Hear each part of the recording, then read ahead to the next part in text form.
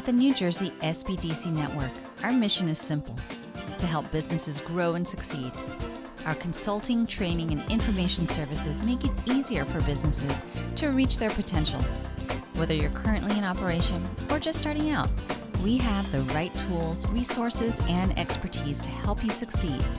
Visit us online to get started on your path to success today.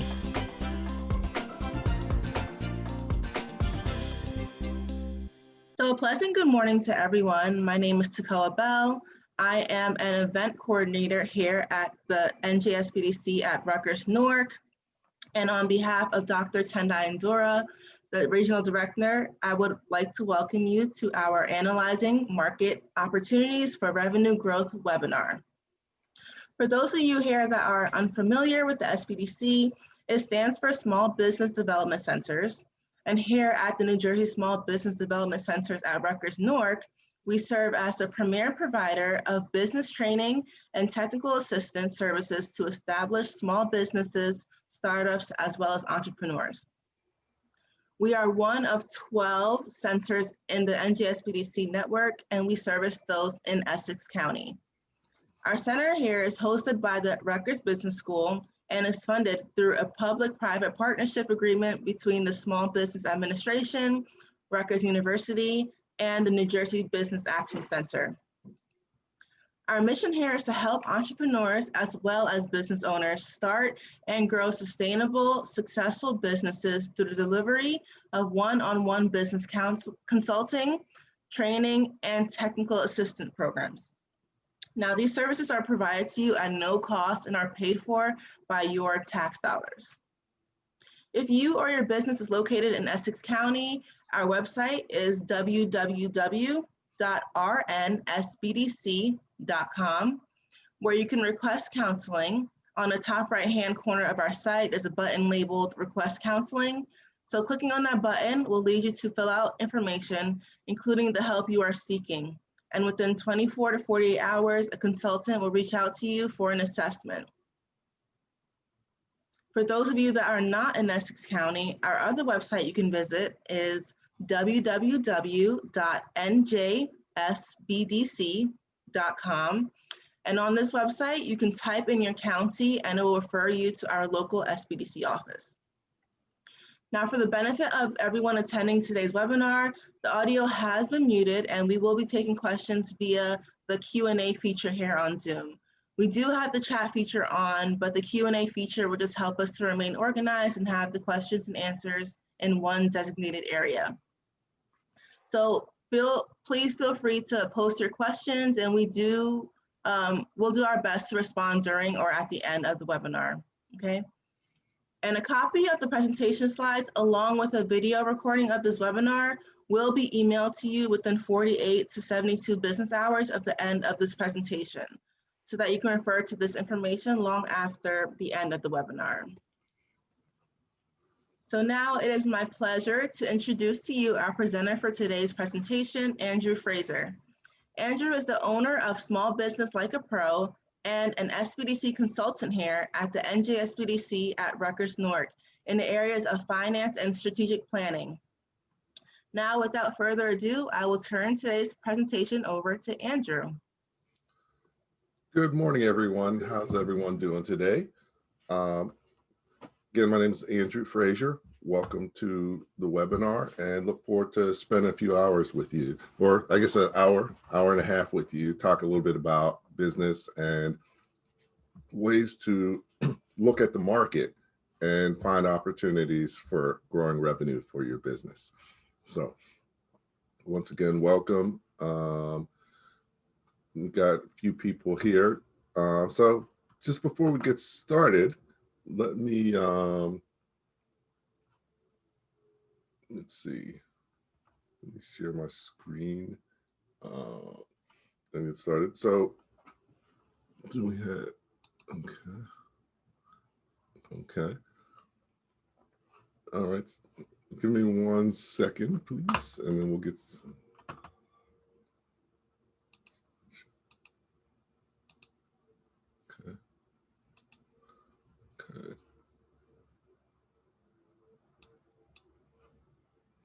Okay. Okay, so today's topic, we're going to talk about analyzing market opportunities for growth. And we're going to take a look at it on screen 2. Okay. Analyzing market opportunities for growth. So what we're going to talk about today is really looking at, what's going on in the marketplace and what you can do and how you can take advantage of different trends that are going on, how you can prepare your business to grow, and then also how you can explore new opportunities based on what you learned in terms of analyzing the new business trends, as well as exploring the new revenue opportunities. So let's get started. So what we're going to do is talk about the marketplace, talk about your strengths and opportunities, talk about how you can prepare yourself to grow, because the first thing you need to know what's going on so you can figure out where the challenges are, what type of solutions you can provide. But not only that, it's key to learn about, what can you specifically do? What do you have the capabilities to do? And then finally, bringing that together, and are you ready? Do you have what you need in place, or what do you need to put in place so that you can actually grow your business? So that's what we're really going to be focusing on today.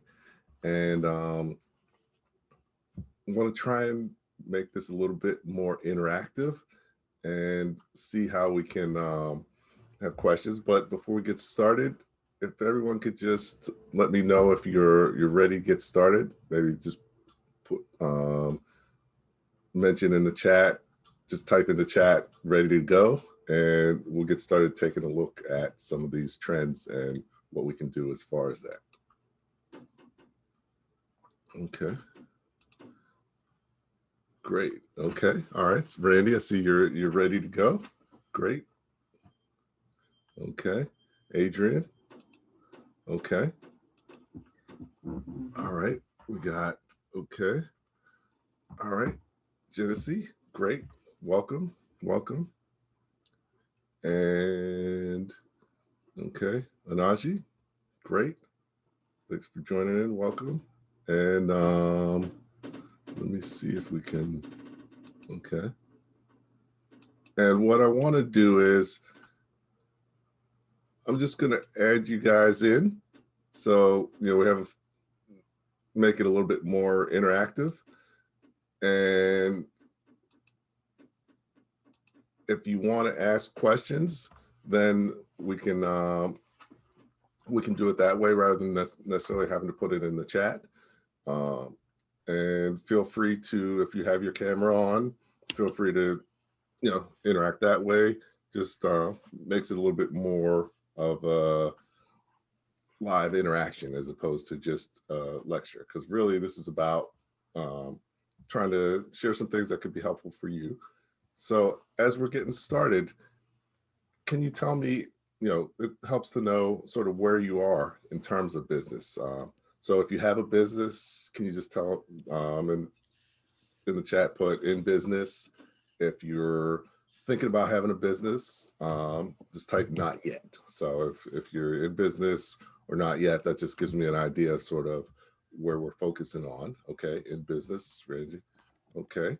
And if anyone wants to just say hello, introduce themselves, tell me a little bit about what your business is, we can do that real quick before we get started. 2020. Okay, Damon. Great. Great.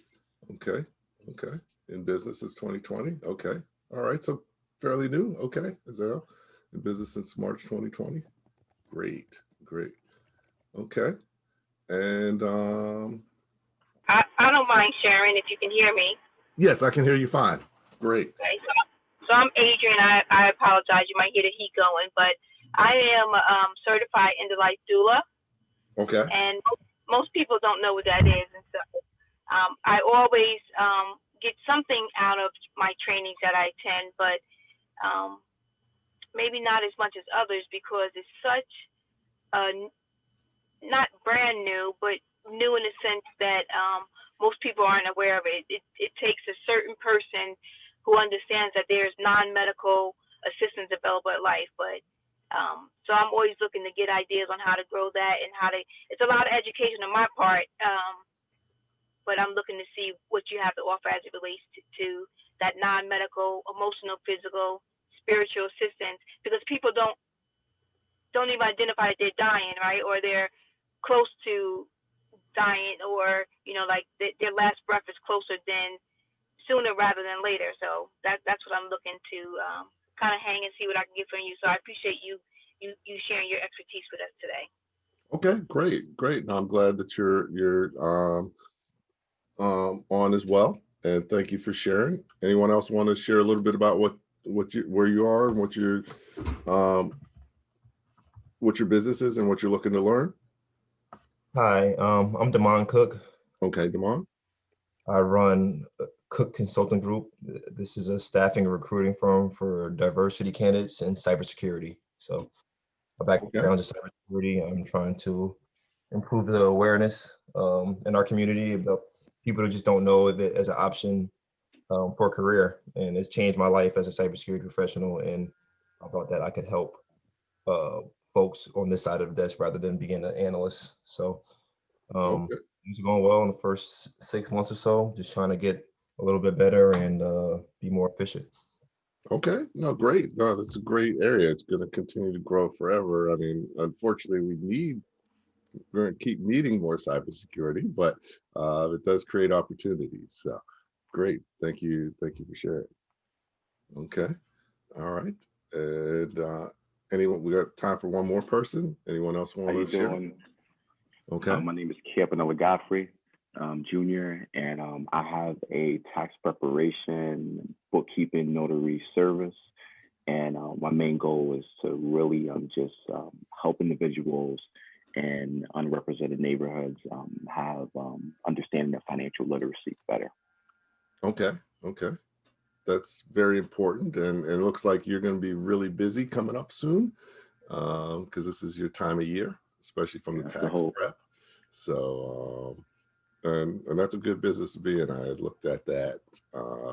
You can make a lot of money in a short period of time if you do it right. So, great. Welcome. Okay, so welcome everyone else. Thanks, Azale, for sharing a little bit about in the chat what you're looking to do as well and what you're doing. And so let's take a look. Okay, we've got okay, let me just switch to my slides. Okay.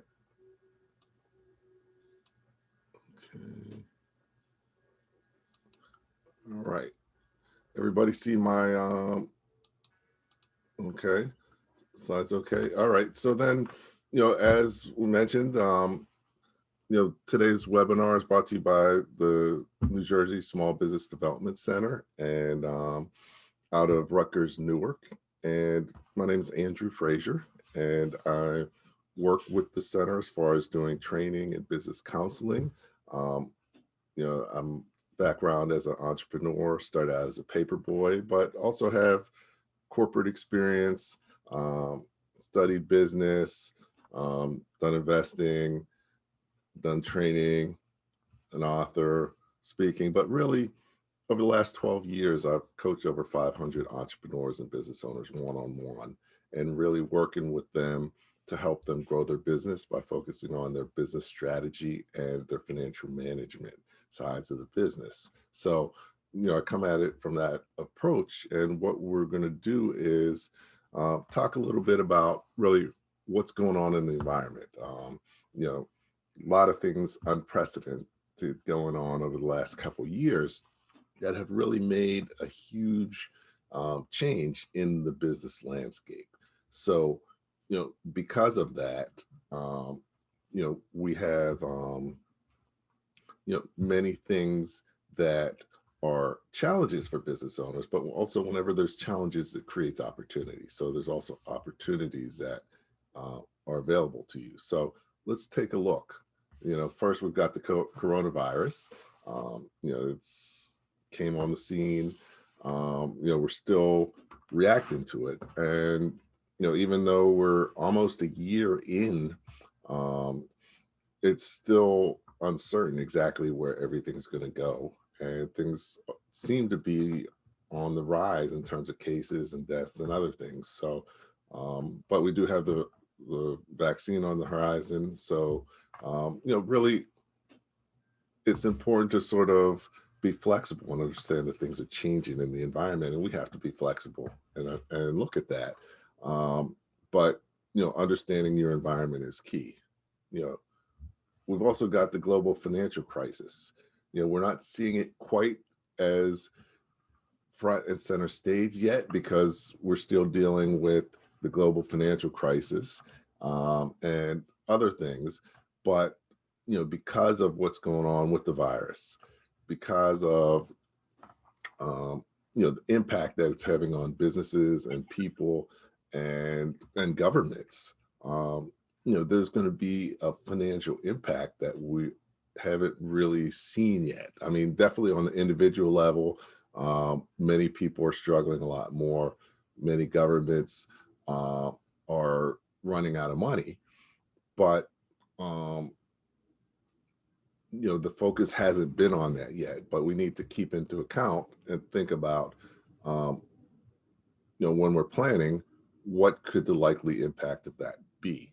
So, so that's key. So, definitely want to stay on top of that. We've got human rights and political crisis. Right now, we don't even have to talk about how people feel about it, but there's things going on that are, creating a lot of uncertainty and unrest and changes on the political and human rights side in the United States and across the world. So with that backdrop, this is what we're dealing with. And as a business owner, we have to navigate whatever the impact is going to be. So it's always important to talk about key questions. What are the key questions or key things that that you need to be thinking about as a business owner? What are some of the key things that you should be doing? And that's really what we're going to be talking about a little today. So really today we're going to talk about how to thrive and not just survive and make more money in the new business environment. So we're going to talk about, how do I survive the crisis? What are things we can do to survive the crisis? But not only that, we want to do more than survive. So how do we, go from just surviving to figuring out ways to thrive? So today we're going to be talking about how do you recognize new business trends that could be beneficial for you? How can you explore opportunities that might be a good fit for you? And then how can you prepare your business to be successful in terms of,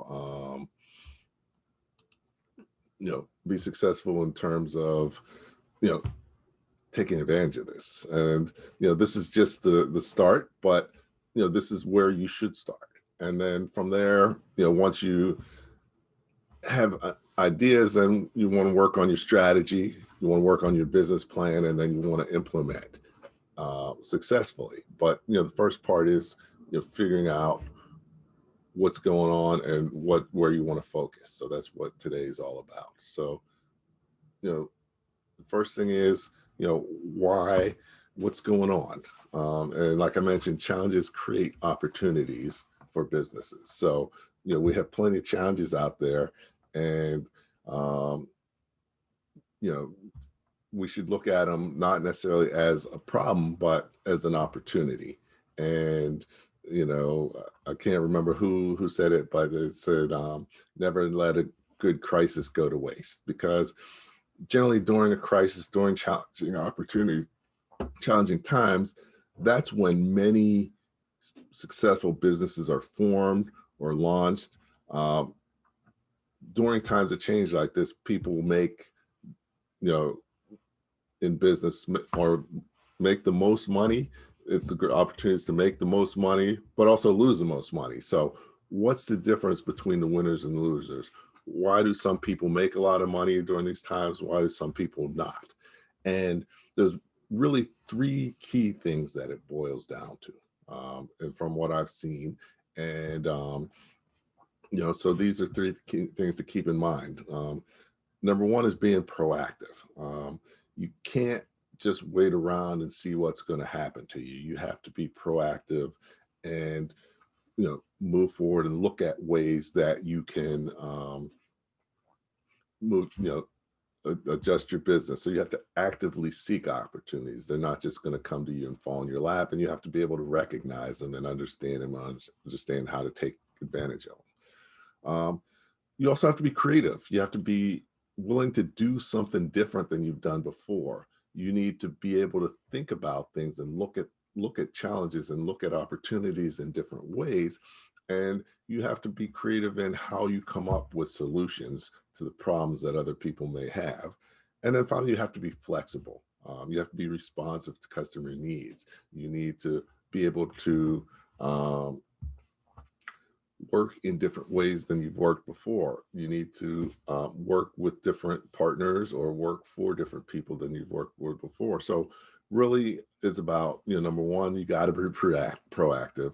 Number two, you have to be creative. And number three, you have to be flexible. And guess what?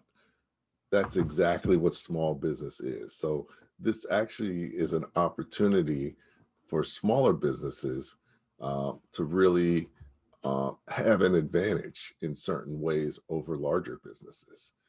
So definitely you want to, you know, this is an opportunity to really be able to do things in those ways. So that's really what we're going to talk about today. And we're going to start off by talking about recognizing new business trends.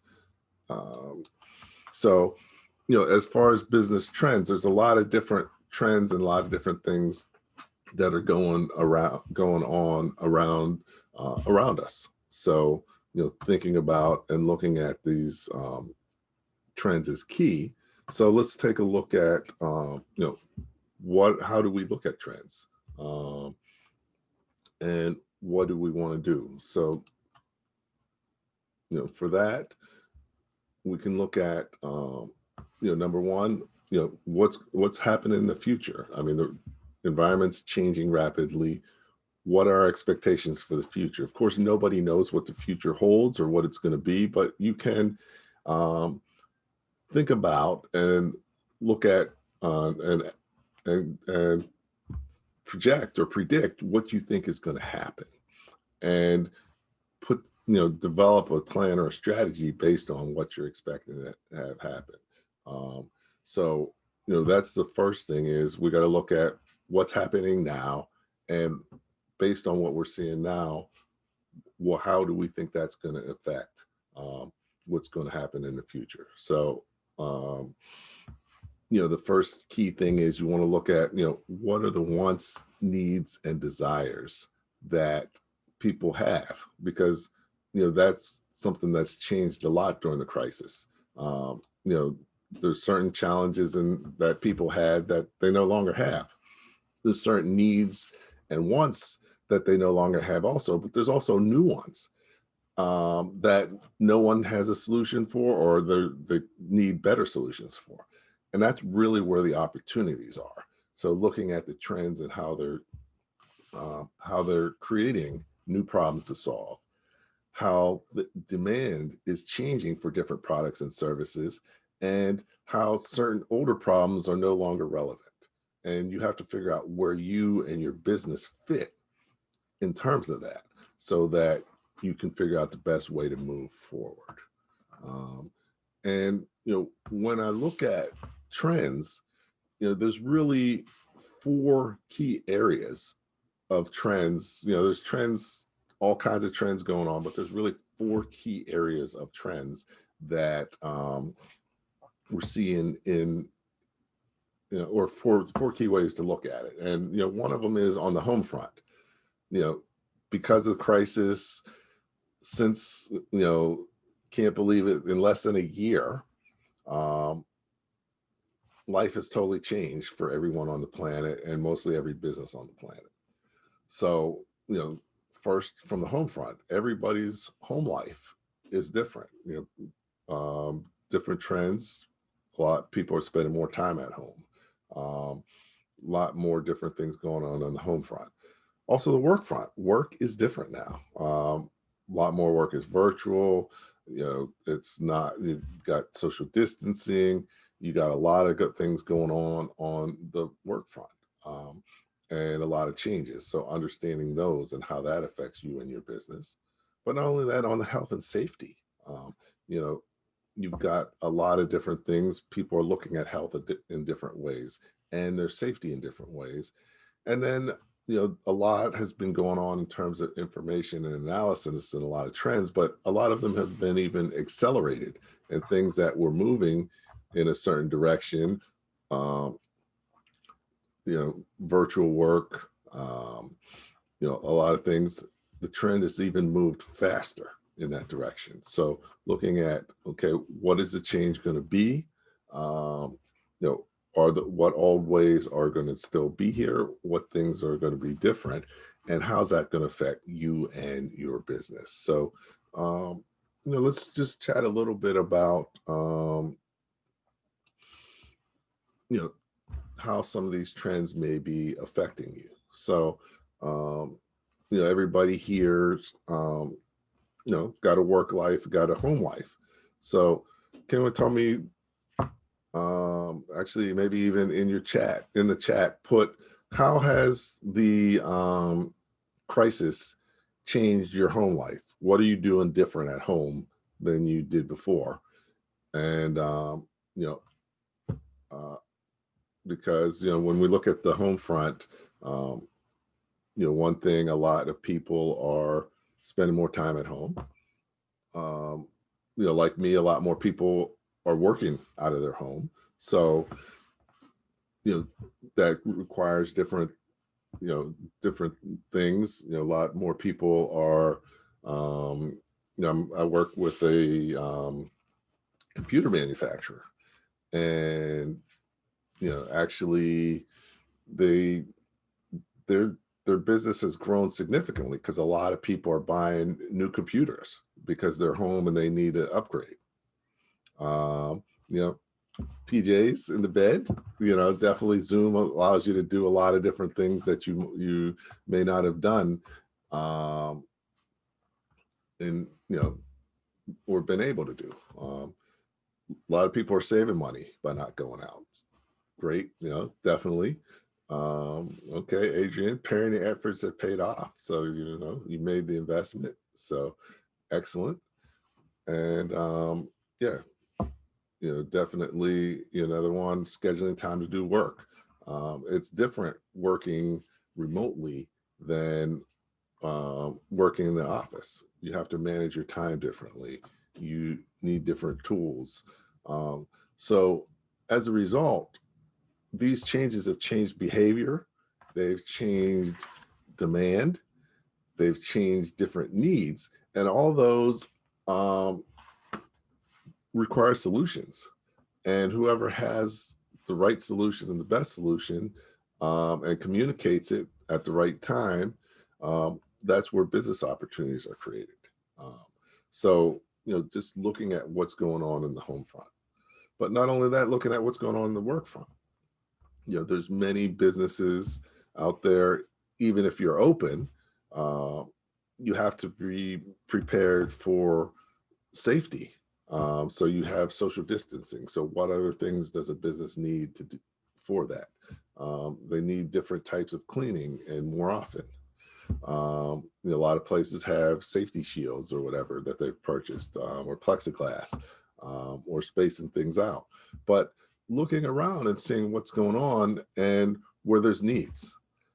And when we're talking about these trends, you have trends that are permanent and trends that are temporary. So you also want to keep in mind and think about, okay, is this trend permanent or is this trend temporary? And how should I, how should I act accordingly? So when we're looking at these trends and looking at how we manage it, those are a few key things we want to look at. Another piece you want to look at is we've got,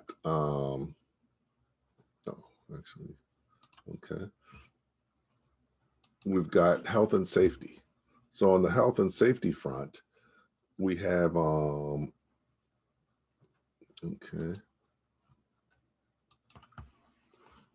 we have people, of course, you've got the testing for the virus, but not only the testing, we've got people are just more health and safety conscious in terms of food, what they're eating. It's already been a trend more towards organic and more towards healthier living.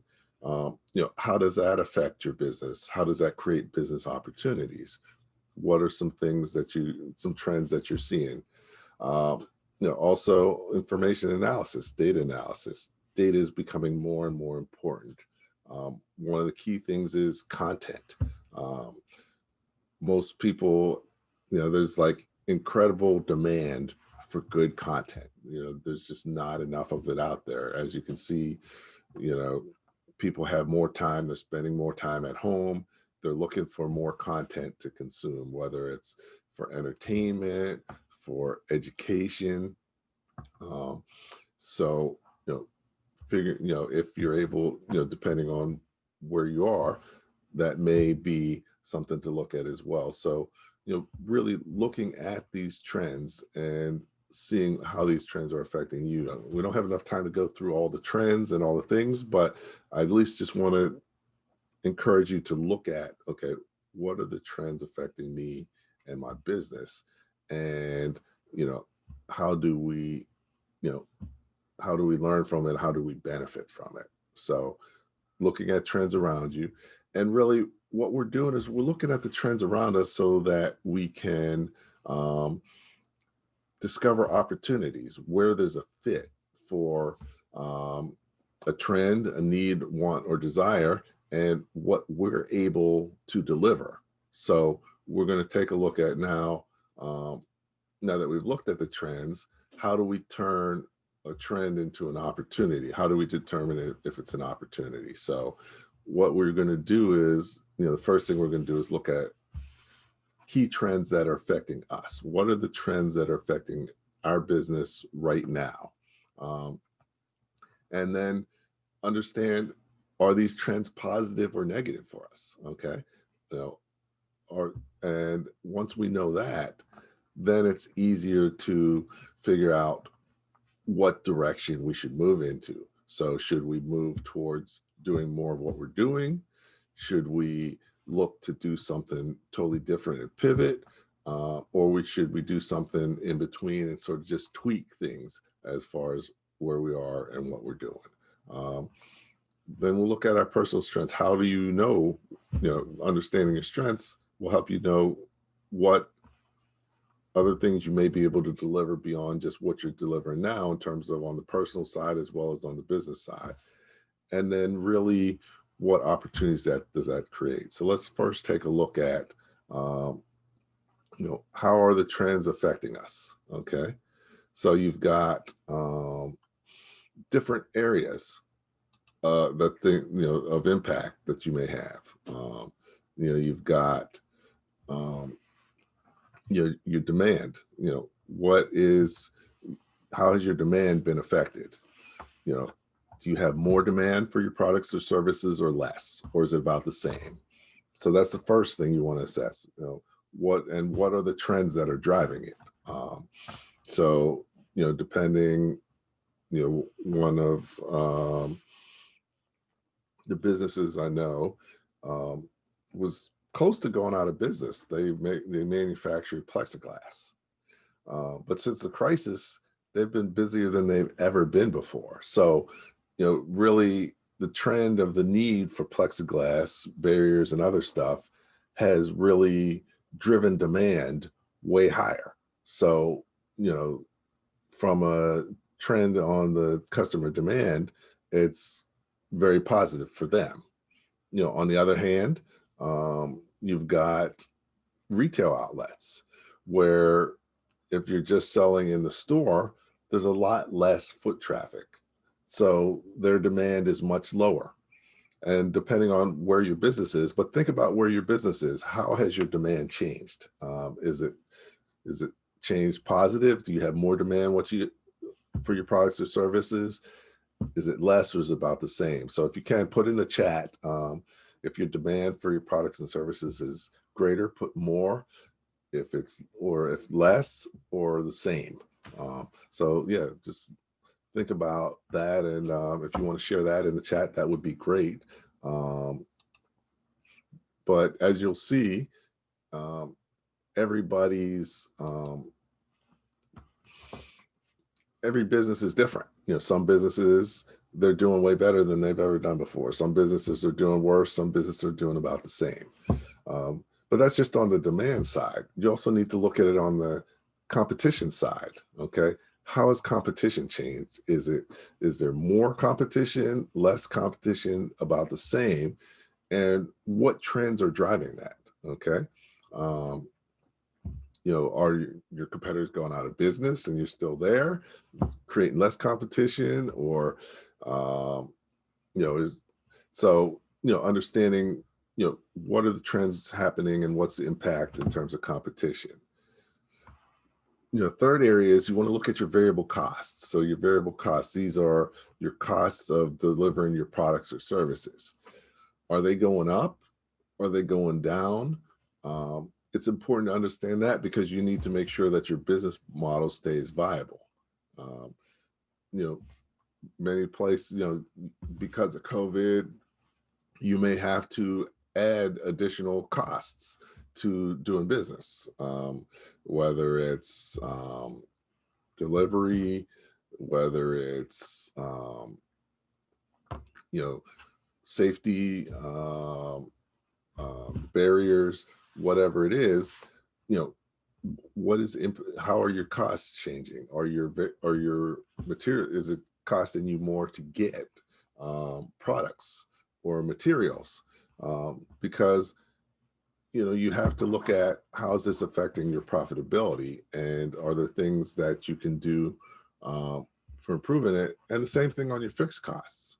Are your fixed costs higher as a result? And is this trend temporary or is this more of a permanent trend?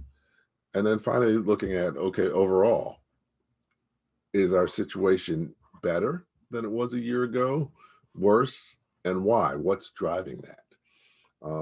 And then based on where you are now, what do you see in the future? So if you're going forward the same way, do you see your current outlook being better, worse, or about the same? So by just going through this exercise and choosing where you are on each of these, that should give you a little bit of insight, and then asking why. It's always good. They say you should ask why 7 times. So, my customer demand is, we have more demand. Okay, why? Okay, why is that? Why is that? So you can, understand your situation, and then you can decide, are we better or worse off?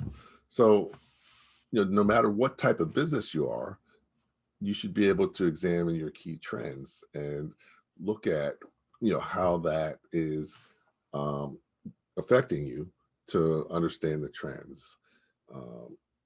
So, we looked at the trends, we talked about the trends, overall, if you can, let me know, for your business over the past year, would you say your current situation is better or worse than it was at the beginning of last year? So if you put in the chat, just say, better, worse, and, give a feel for, if you, and then also not only that, but for the coming year, do you think your outlook? Do you see things getting better or worse? And based on those, that should tell you whether you want to continue down the current path or you want to look at ways to potentially shift, pivot your business, move in a new direction, even within your current business, that will help you to be better positioned for a stronger outlook based on the trends that we're seeing and expecting going forward. So that's really what we wanted to talk about here. So any questions on where we are so far? I know it's a lot of material and I just really want to go from a high level. But it's good to see, positive outlooks.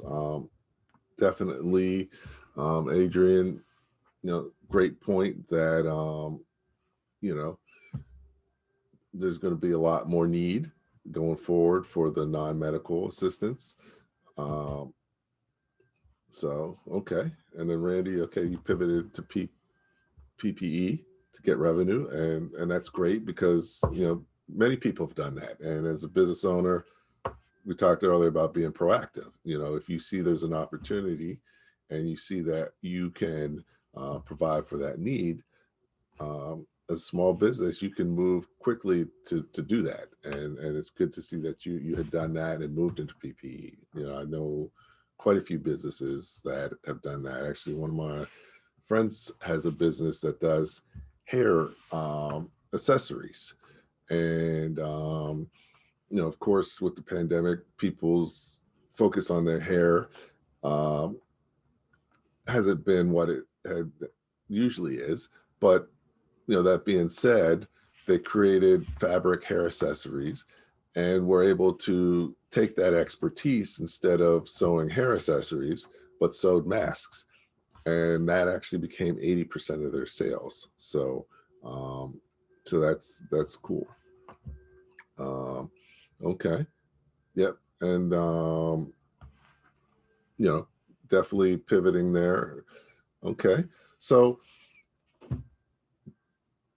so that's really about the key trends of what's going on. But now, just because you know the trends, how can that help you? What do you do with that information? So now let's talk a little bit about how do we figure out, using the trends to benefit us. So let me put the presentation back up. Okay, share. Okay, so the first thing I always talk to people about is, what do you do best and most profitably? As a small business owner, you can't do everything. So you want to focus on what you do best and most profitably and spend your time doing that and find ways to outsource or get, partner or get other people to cover the other things so you can really, add the most value as possible with your business because, you have limited time, resources, and bandwidth. So it's good always to think about what you do best and most profitably and focus on that being what you're selling and what you're offering. Okay. And then you've got your strengths. You've got personal strengths and business strengths. And, one of the keys to personal strengths is really understanding who you are and what you bring to the table. And, one of the key ways you can do that is really understanding, how your personality. How many of you have ever heard of the MBTI or Myers-Briggs? If you had, yeah, okay, all right, yep, okay, okay, good, Randy, okay. And what the Myers-Briggs does is it's really a personality assessment where they talk about, where they break down your person, people into 16 different, there's 16 personalities that people tend to fall within one of them. So, so what I want to do is just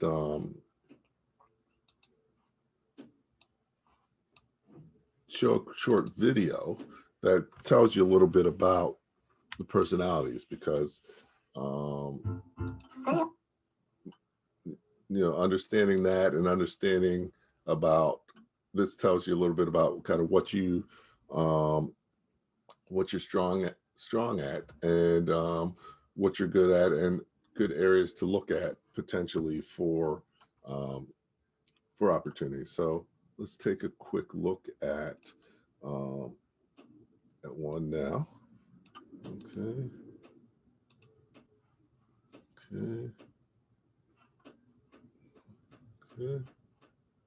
Hello to Jill and Bill. They work together but couldn't be any more different. See how they unwind after a long day. How they take in and express information, like giving directions. Take Pine Street 0.6 miles, turn right on Chestnut Avenue, go 5 blocks north. It's the blue house on the left, number 1943. Here, let me write it down. Go that way until you see the Stop and Shop, and then walk toward the ocean. You can't miss it. How they make important decisions. How they organize things like vacation plans. How they sometimes don't get along. But why is this? Perhaps the Myers-Briggs Personality Framework can provide answers. The Myers-Briggs Type Indicator Assessment is an effective way to assess your innate personality type preferences. Knowing your preferences can better equip you in making decisions, communicating with others, and so much more. For example, some people gain energy by interacting with others, while some recharge through quiet reflection alone. Some people take a detail-oriented approach to information, while others are drawn to the big picture. Some folks take an analytical approach to decision-making, while others focus on how their decisions will impact others. And some people prefer to make and stick to plans, while others take a less structured approach, keeping their options open. All you have to do is take a brief assessment to identify your preferences and determine your 4-letter personality type. Rest assured, it is not a test. There's no such thing as a right or wrong type, and it can't predict the future. But the Myers-Briggs assessment can provide you with a better understanding of yourself and those around you, at work, at home, and anywhere else you may go in life. It's never a bad time to work on your personal development, so get started today with the Myers-Briggs Type Indicator Assessment. Okay. So the Myers-Briggs is just one way that you can look at different personalities and different strengths and benefits you have on the personal side. Not only that, there's a lot of research behind it. There's a lot that's, millions of, cases and, a lot of history and a lot of research. And I encourage you, if you're not familiar with it, look it up, learn a little bit more about it, because the more you understand you and understand others, the more effective of a business person you're going to be. So, definitely looking at on the personal side, personal strengths is key, and using Myers-Briggs. There's also another method called DSC, and that looks at personality and how you operate in terms of looking at whether you're more dominant, more of an influencer, more conscientious, steadiness. And, everybody falls in different places along the spectrum, and, there's no good or bad. It's just sort of where you are along the spectrum and how you view the world and how you react to things. And the more you understand yourself and how you do it, that'll help you be a better leader, but also that will help you figure out what type of, problem solve, how you look at the world, how that can help in terms of problem solving and providing solutions for customers and for your business. So we want to look at the personal strengths. We also want to look at your business strengths. Okay. How what is your business good at? What are the core strengths within your business? What things are you doing? What things are you doing now that you could be doing better? What things are you not doing now that you have the ability to do or you could do well as a business? So how could you take your core competencies of what you're doing now and use it to solve other problems? And especially matching that up with where the trends are and where the other challenges are for customers, you may be able to use the same skills and the same capabilities in a way as to being able to um, being able to use it as a solution for someone else as a way to grow your business. So one of the ways you can do that is through the SWOT analysis. You've probably heard of it: strengths, weaknesses, opportunities, and threats.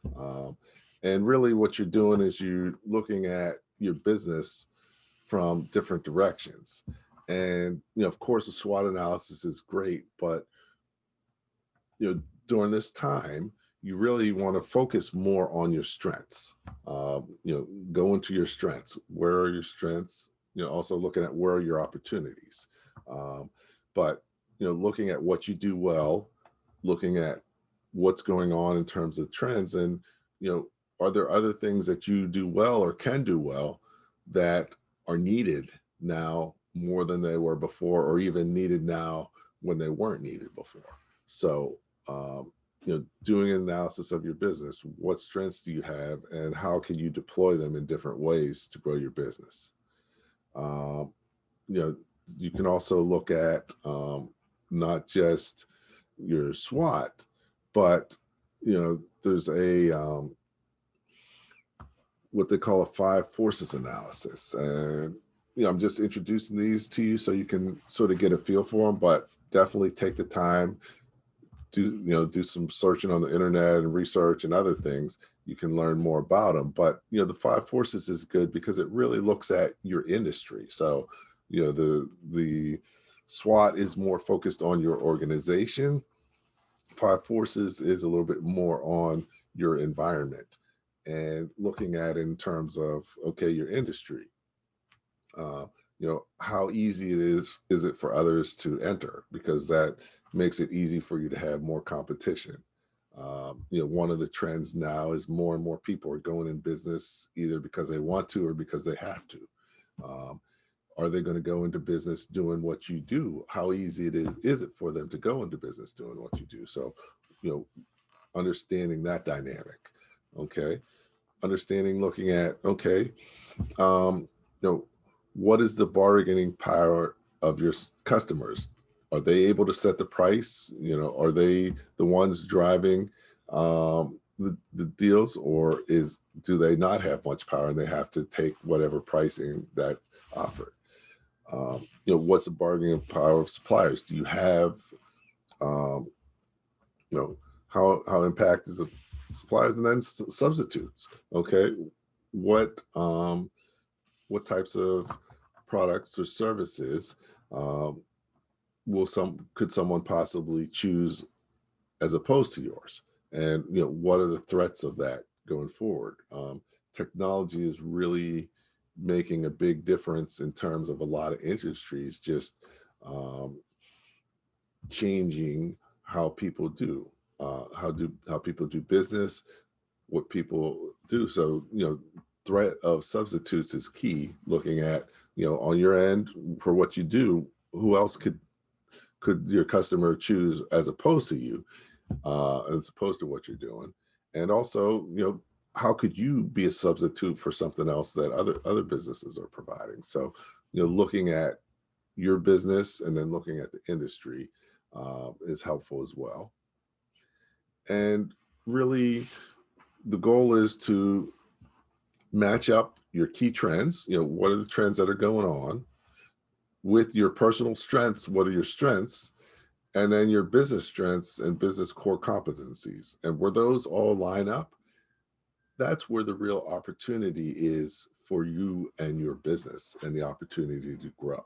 So, so that's really one of the key things that that we're focusing, that we want you to focus on. So let's take a second, and if there's any questions, anyone have any questions so far? I know we've covered a lot of different stuff, and what it might be helpful is to have an example. So if anyone wants, we could just chat through their business and sort of, or their industry, and see, you know, if how this applies, and so you can see an example of how it works. Anyone want to be a volunteer?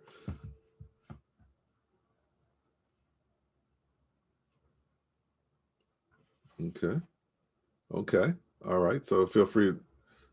Okay, end of life doula. Okay, all right, so we can look at that. You want to unmute so we can talk back and forth, and we'll sort of. Sure. Wonderful. Okay. Thank you.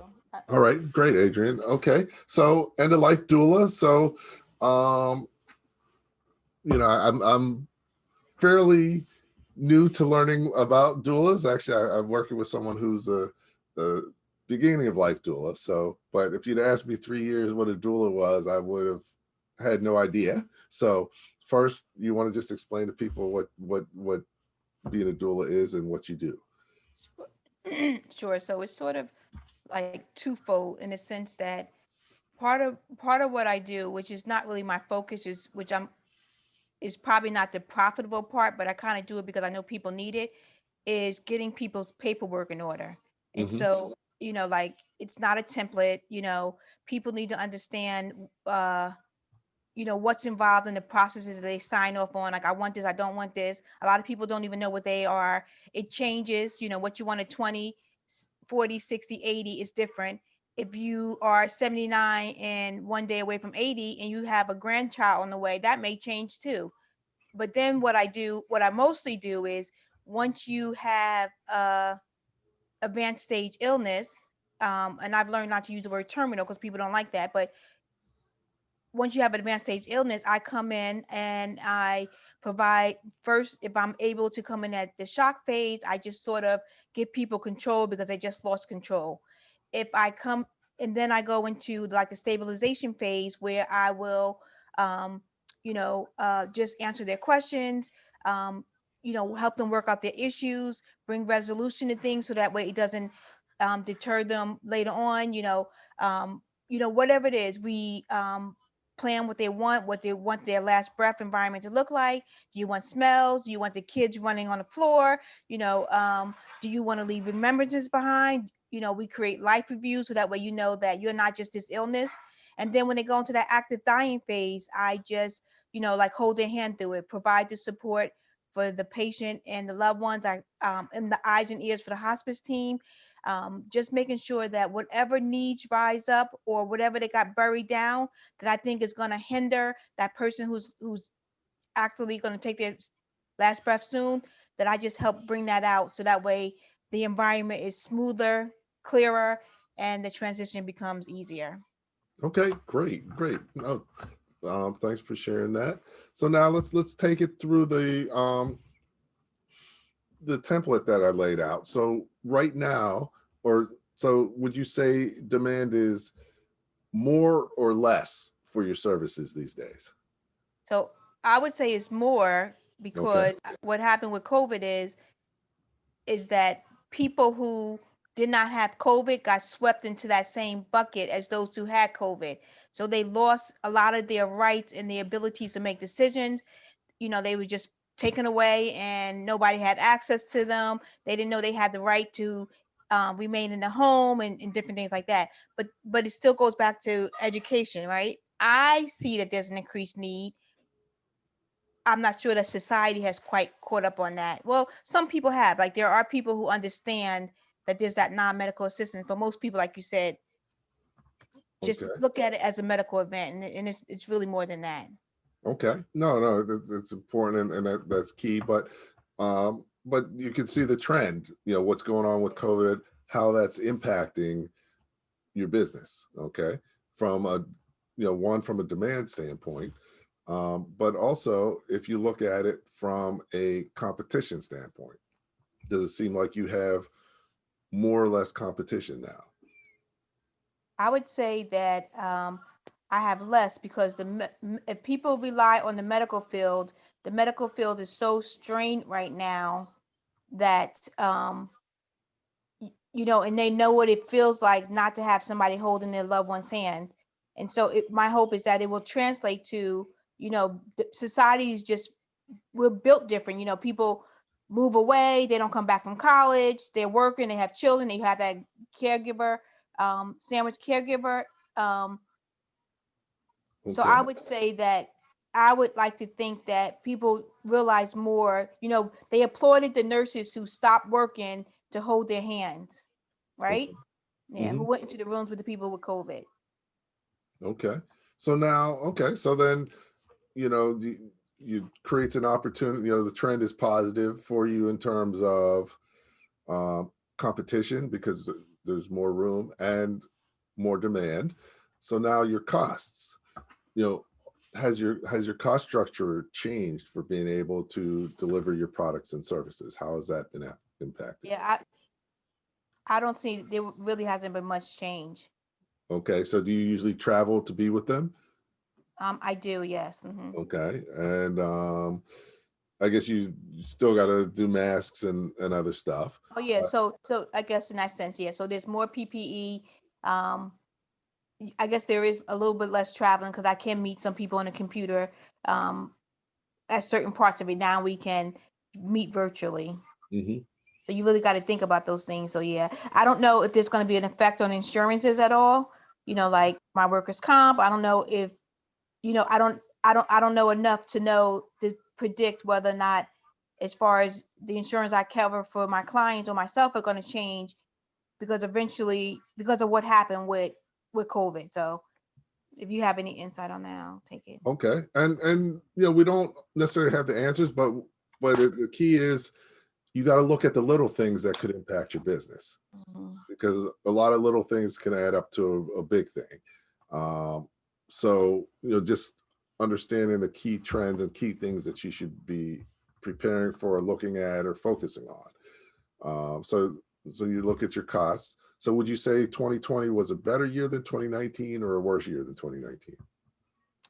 It started off being a much better year, Okay. but towards the end, it definitely was less. I had less business. Okay. And as of right now, do you think, does 2021 look like it's going to be a better year or worse year for what you're doing? I think it is, but the only other thing that I didn't mention was that people are fearful of people coming into the home too. But maybe, hopefully, with the vaccine, maybe that'll be a short-term concern once everybody's getting vaccine and Okay. yeah. All right. So okay. So yeah, and you just want to keep in mind, you want to be proactive, creative, and flexible. So one, how can you actively, one thing, create awareness, because you said there still needed to be awareness. Um, what type of active things can you do? But not only that, how can you do things differently? You said that you may not be there in person as much. You may have to change how you do things, and then flexible for people. So the key is to really always be thinking about, okay, what trends are impacting my business and how are they impacting it? Is it positive impact? Is it a negative impact? Is it, am I not sure of the impact? And then, once you've done that, then that will allow you to say, okay, things look like they're going, if I do continue doing what I'm doing, it looks like it's going to work out, or, trends are against me, demand's down, competition is up, costs are up. Yeah. I'm Well, just yeah, I like the, I'm just having so many aha moments. So one of the ones I was just thinking about is that with this whole legislation that's sort of on the table, at least in the conversation, as far as the number of caregivers per people. And so maybe once the vaccine comes in, medical places will, be able to count or at least include or see the need to have non-medical people there, because now, their need for increased, which is going to change their business.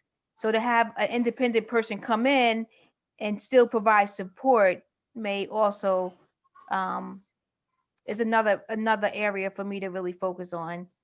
Building the relationships with residential places, so that way, if they have increased need to make sure that people have supervision or care, then maybe a non-medical person they may be able to count in their calculation, as well. So yeah. Right. So yeah. So I mean, it's really about the answer today may not be the answer a month from now, because the situation is fluid. Everything's continuing to change, but you have to continue to evolve. You have to continue to make the best decisions possible for where you are right now, and continue to do that every day. So yeah, so this is good. Just being able to talk a little bit about kind of things that you should be thinking about and looking at and considering. So hopefully that was helpful. Yeah, thank you. I appreciate it. Okay, you're welcome. Thank you for volunteering. Anyone else want to chat a little bit about your business before we go on to the final piece?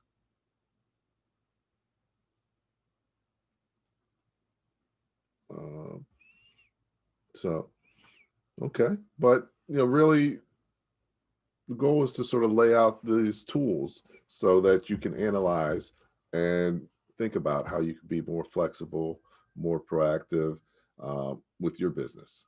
So, let's take a look at the next piece, which we talked a little bit about trends. We talked about our strengths, weaknesses, strengths both personal and professional. But now, if you're going to grow your business, to be able to grow your business, you have to be able to, you really have to be prepared. So are you prepared? Is your business prepared? Are you going to be able to even take advantage of these opportunities when they present themselves? So that's, the last, a key piece. So what do you do to prepare? And how do you prepare your business for something like that? So there's really 4 key areas of preparing your business. First area is planning. How well have you been doing your business planning? Most business owners, that's an area where, you're always busy. So sometimes you sort of brush that off, and then you look up and you're like, oh, you haven't looked at your business plan in like 2 years, 4 years. It's always important to plan, because failing to plan is planning to fail. So what is your business plan? What is your marketing plan?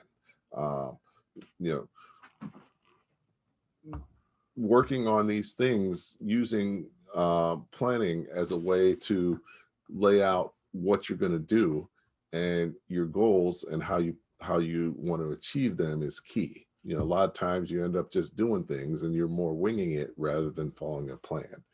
But what I've found is whenever I have a plan, I usually exceed my goals because I've thought it through, know what I'm going to do, had a chance to think about what I'm going to do, and as I'm going.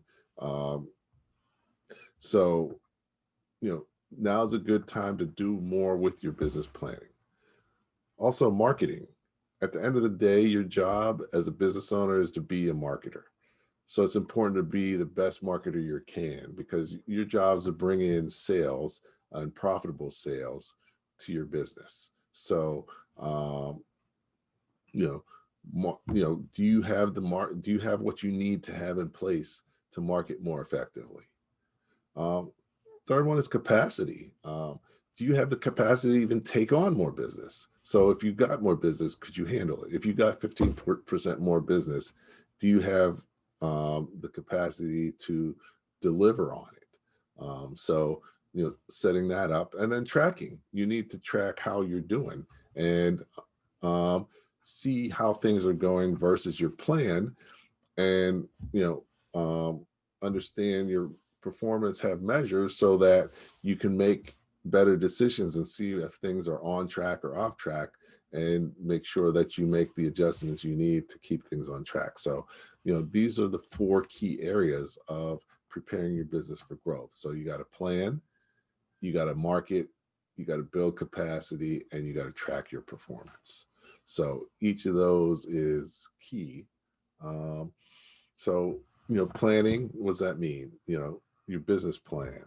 And of course, writing a business plan seems daunting, but your business plan is your business plan. So you don't have to write a formal 50-page document, but you do need to have a plan or an idea of how what you want to do, and lay that out in any format that works for you.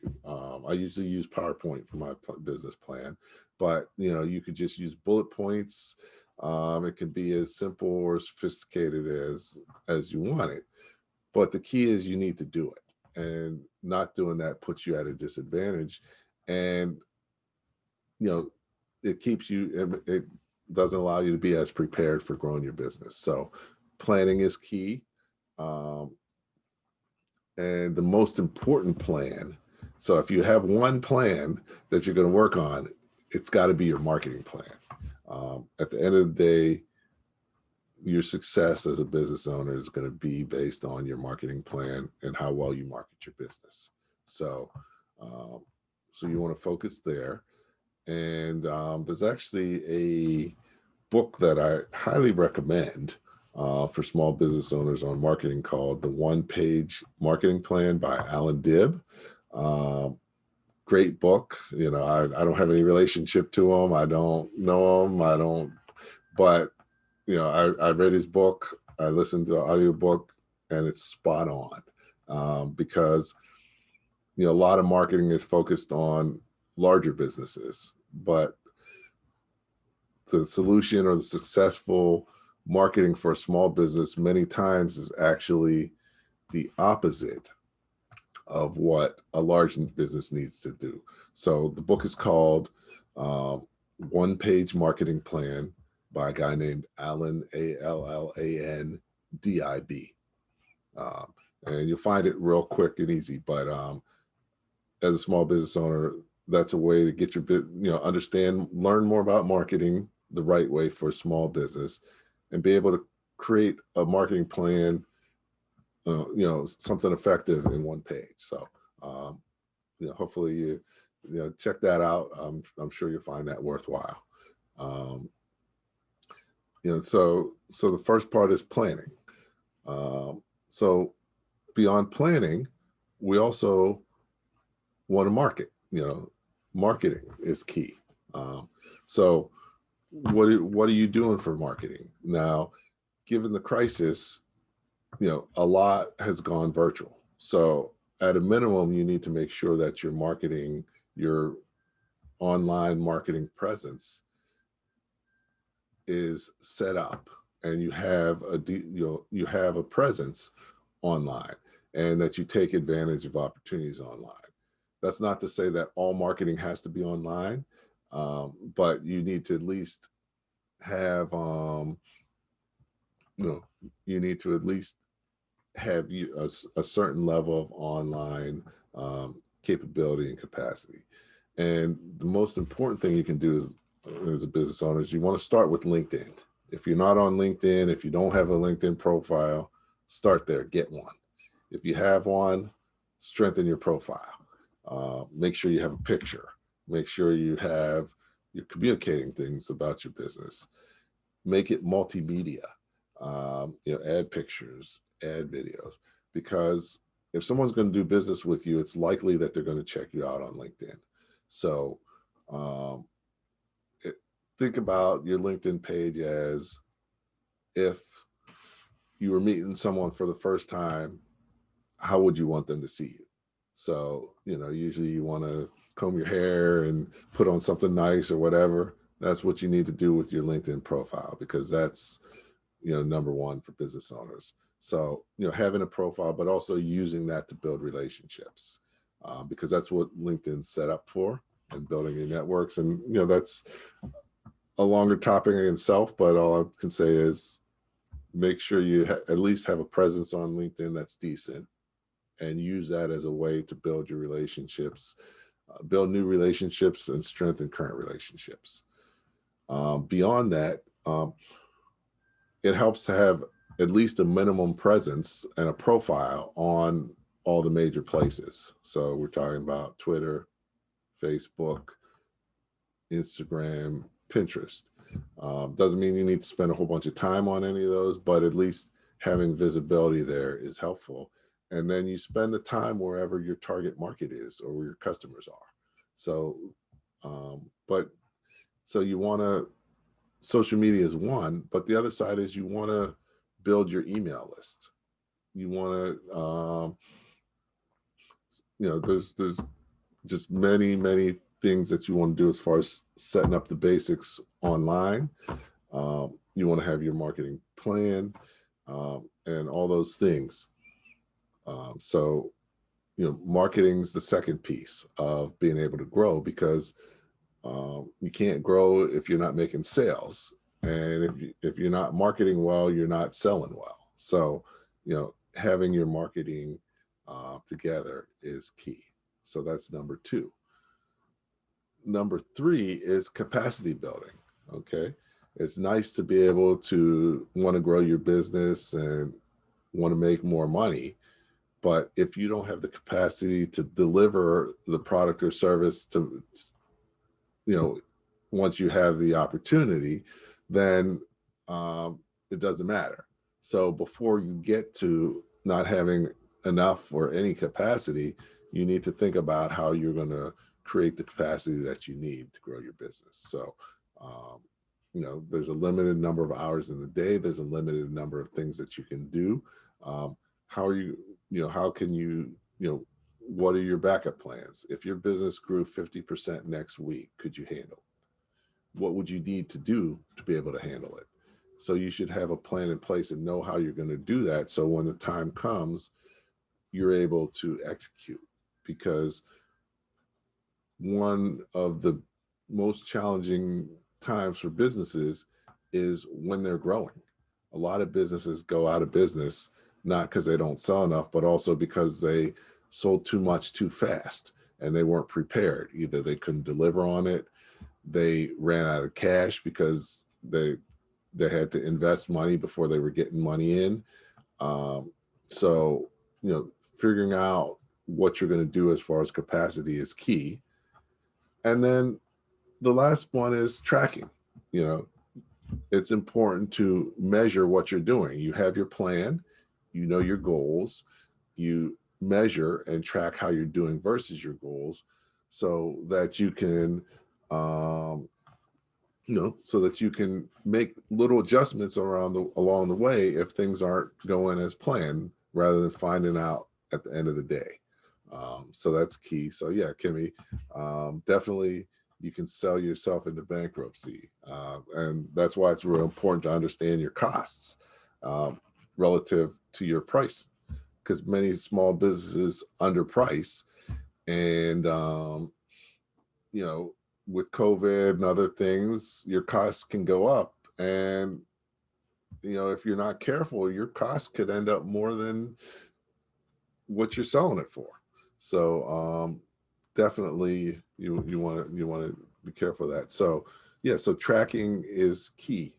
Understanding where things are as far as that. So really what we talked about was looking around. What are the opportunities out there, or what are the trends out there? What's happening? And being creative, proactive, and flexible in response. Taking what you've learned and seeing out in the marketplace and seeing how that is going to affect your current business, what you're doing now. Is it positive for it? Is it negative? And then also, what other possible strengths and capabilities do you have that you could bring to bear to solve problems for clients? And then finally, once you have a feel for the trends that are going on, see where there's a fit between opportunities for you to grow your business in different ways, are you prepared? Do you have what you need in place to be able to execute and actually grow? So that's really what we talked about today, at a high level, giving you some insights, some tools, some things to think about. Every business is different. So, try to do a couple examples, but, the great thing about the SBDC is they do business counseling. So you can get one-on-one help with your business. I do counseling for people who are looking to get financing or, financial management. But SBDC has quite a few different counselors. So if you want to schedule some time with someone, reach back out to SBDC, and they can work to match you up with someone who you can talk one-on-one about the specifics of your business and where you may need some assistance. So that's key. Now, anybody have any questions?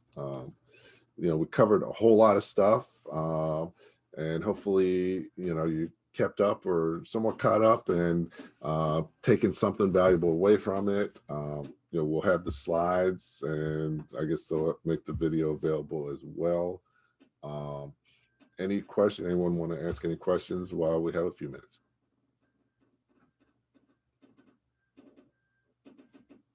Feel free to unmute and ask also. So I just wanted to say thank you for sharing. Sometimes we could be so passionate about what we do. I want to be so bold to say, especially in the service and in the service that I do as well. But you got it's about the business. If not, it's just a hobby. Just a hobby, but that you're passionate about. So I appreciate the wisdom that you imparted and shared with us today. Thank you. You're very welcome. Glad that you were able to participate and take something valuable away. But yeah, you said it right. At the end of the day, are you in business, or are you just having fun? And if you're in business to be in business, you got to be business-like and look at it from a business perspective. So that's key. How do you unmute? There should be a little red microphone that you can just click at the bottom to unmute. Like if you see your picture, the bottom left. Okay, not sure. Oh, hold on. Actually, I think hold on. Let me see something. I don't see my picture either. There you go. Okay, Kimmy? Okay, great. Thank you. Okay. So I want to know, how do I figure out how big a size contract I can afford to bid on? Okay. Well, there's a lot of things that go into that, but I would say when you get a contract, you got to remember that you're going to have to deliver before you get paid. Right. So number one, you got to make sure you have enough cash to deliver up until you're going to get paid. So, if you're going to have to put out, if it's going to take you a month to get paid, and then you have to deliver before you can invoice for that month to get paid. So then you got to cover all those costs. So, from a financial standpoint, you need to handle that.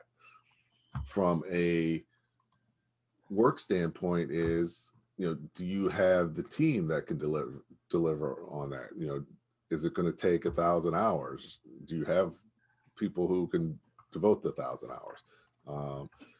So, it's really about, being systematic, putting the plan together, saying, okay, this is the goal. These are the steps that we need to take to get to the goal. This is what we need to do for each step. And can we do each of these things to get to each step? It's really about the details, the devil's in the details, but looking at it systematically and having a plan allows you to figure those things out. Okay, thank you. Okay, great. You're welcome. Thank you. I think we got time for one more question before we wrap it up.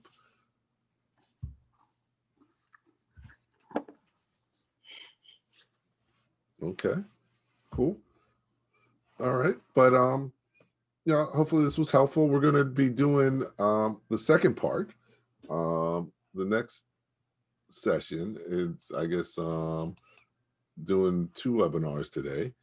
This one, and then the second one is going to be on optimizing your business model to improve profitability. So we're going to start that at noon, and you're welcome to join us for that as well. But thanks for joining in. I appreciate all your comments, and definitely wish you much success, and have a great weekend. It's Friday, so and I guess for some people it's a long weekend since Martin Luther King's holiday is Monday. Unfortunately, small business owners usually don't get holidays, but have a happy Martin Luther King weekend regardless. Thanks and take care. Priscilla, anything else you want to add before we close out? Yes, thank you so much, Andrew, for that informative presentation and for your time. So this is our contact information if anyone's interested. I do want to remind you all that we will be receiving a replay. You will be receiving a replay as well as the presentation slides in about 24 to 48 hours. So you can always refer back to the information in the future. On that note, how do we join the other webinar?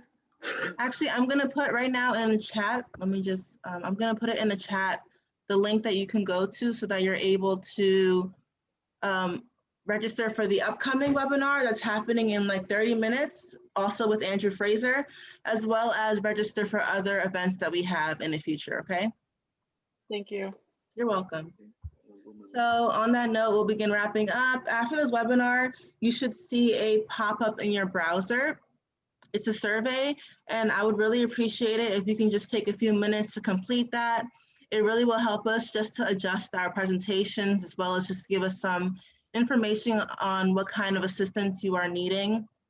So if you have time to complete that, your feedback is much appreciated. And on that note, we will now end this webinar.